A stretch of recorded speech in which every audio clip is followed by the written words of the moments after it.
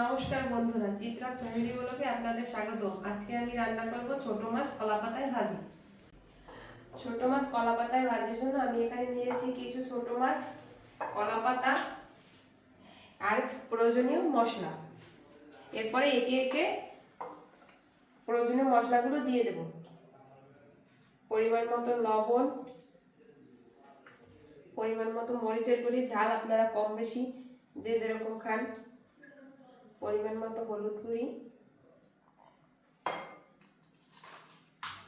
পরিমাণ মতো সরিষার তেল, কলা পাতায় আমি কিছুটা সরিষার তেল নিয়ে নেব। সরিষার তেলটা দেওয়ার কারণে মাছগুলো লেগে যাবে না পাতায়। এরপরে আমি ম্যারিনেট করে নেব। এরপরে আমি কলা পাতায় মাছগুলো দিয়ে দেব।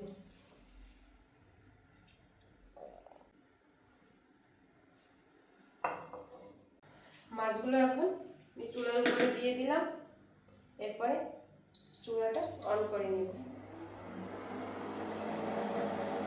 এরপরে কিছু সময়ের জন্য ঢাকা দিয়ে দেব। ঢাকনাটা উঠিয়ে নিলাম।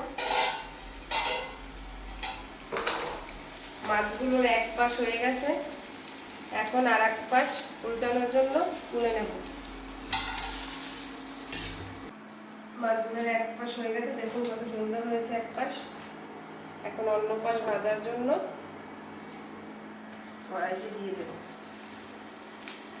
আবার কিছুটা সময় ঢাকা দিয়ে দেব। ঢাকাটা উঠিয়ে নিলাম। আমার মাছগুলো হয়ে গেছে। চুলাটা বন্ধ করে মাছ ভাজাগুলো উঠিয়ে নিলাম।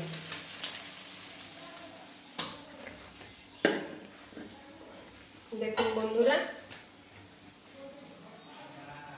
কত সুন্দর মাছগুলো ভাজা হয়েছে।